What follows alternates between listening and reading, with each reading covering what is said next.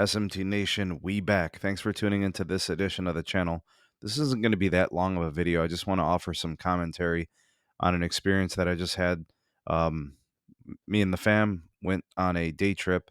We went out to Amherst, Ohio, visiting a farm. It's the starting of the fall season. It's really nice here in Ohio. And a lot of area farms are pretty enjoyable. We specifically went to this farm because of the apple picking, and there's some little activities for kids and stuff. It's just time with the family. It was nice. Corn mazes and stuff like that. It's kind of like an Ohio thing, I suppose. I don't know if they do it in other states. I haven't really, visited any myself outside of like upstate New York. But anyways, uh, of course, what else would I do? But in the process of moving from location to location on the farm, I tested some networks. I looked at the providers and how they're holding up there at this farm, and kind of interesting. I will say that on the trip to the farm, so from where I live at home over to this farm in Amherst, covered probably 30, 40 miles or so, or something like that. All right, so it's just west of Cleveland. It's not that bad of a drive. It was actually pretty nice. The cellular carriers were excellent, absolutely fantastic. All the carriers had all the coverage, and they had excellent capacity. Verizon was a mix of, I'd say, like 90% 5G. And by that, I mean like the DSS 5G plus the ultra wideband. Ultra wideband on the turnpike and the highway, freeway. The 5G ultra wideband for Verizon, the C band, was probably available, I'd say probably 60% of the time. AT&T's 5G plus was available about 40 or 50% of the time.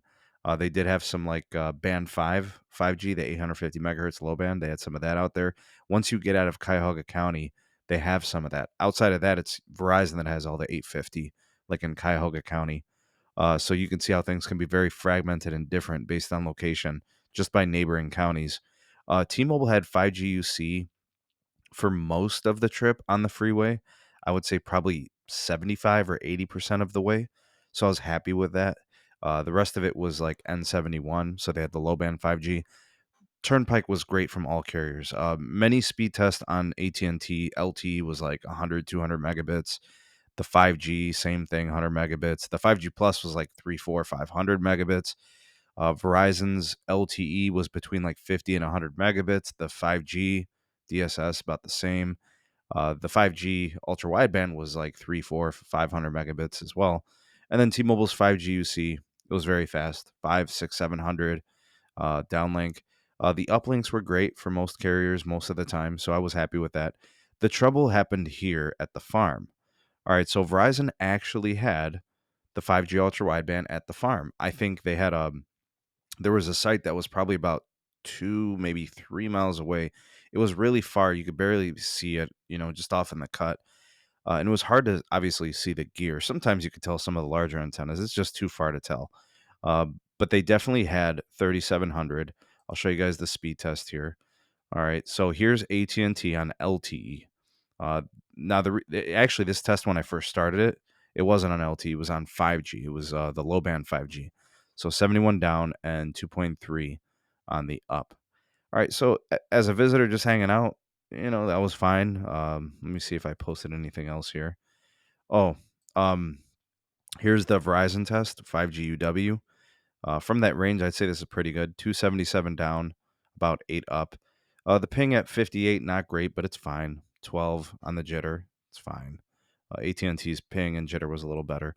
And then, for whatever reason, while it was showing T-Mobile had 5G service, I couldn't connect to servers. I wasn't getting data. Kind of looking at the site, I was thinking maybe it was a Sprint Keep site that still hasn't been converted. I have a feeling that there are a lot of areas in rural America that are kind of going through this right now. I guess we can consider it kind of a growing pain for now as they work through those conversions.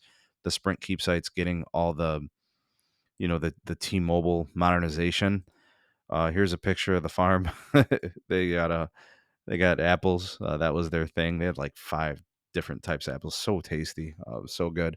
They had Jonathan, Honey Crisp. They had Jonna Crisp or something. They had like different. They were so good. I brought a bunch home. Anyways, um, The farm itself was probably 6 miles off of the turnpike, so I was kind of surprised to see that T-Mobile didn't have this site taken care of yet. Something I've noticed in Western Ohio, especially as you're moving away past Amherst and you're moving towards like the Toledo area, Port Clinton and stuff like that. The old Sprint sites that are there are just not very good at all. They're outdated. They haven't been modernized in forever. Even the T-Mobile sites, some of them are band 2 only. These are the types of things that you'll see. T-Mobile in urban areas, they've got sick density all over, rooftop sites, right? Everything's fantastic. You get into suburbia, they've kind of got like a weak tower grid. So there's some areas with some weak signal. You might only be on N71 or band 71, so there might not be a lot of capacity, especially uplink on the 5G you see is problematic. But these are situations where T-Mobile's got to kind of work to improve this. I'm in an old Altel market, Ohio's old Altel. So Verizon has excellent coverage. They do have some trouble with some sites that are outdated. Here's one that's been upgraded. So I know a lot of you are down on Verizon saying that the towers have been neglected in rural America. Well, these are the types of things you could look forward to once they do upgrade those sites, as they've already started to do this in and around the turnpike area and the freeways, in rural America. Amherst, you know, it's not the most rural part of Ohio, uh, but it's definitely a small town, rural America for sure. Uh, but hey, it's coming. The upgrades are coming, and who knows? Maybe next year when we go back to visit this farm, maybe T-Mobile will have this thing taken care of. Let me know if you guys are seeing similar things from these old Sprint keeps, some of these older T-Mobile sites. You guys getting those upgrades, or are you seeing similar problems? I'm telling you, I think by the time I get back next year, I think T-Mobile will have this worked out. Who knows? Maybe AT&T upgrades that site with the 5G plus, and then Verizon looks like they're doing their thing. So everything looking pretty good so far, with the exception of T-Mobile kind of lagging on the upgrades here. What do you guys think? I just wanted to share that experience. Again, T-Mobile was fine up until we got to the farm, and that's where things got problematic. So comment on what you guys' experiences are, as well as what I showed you here in this video.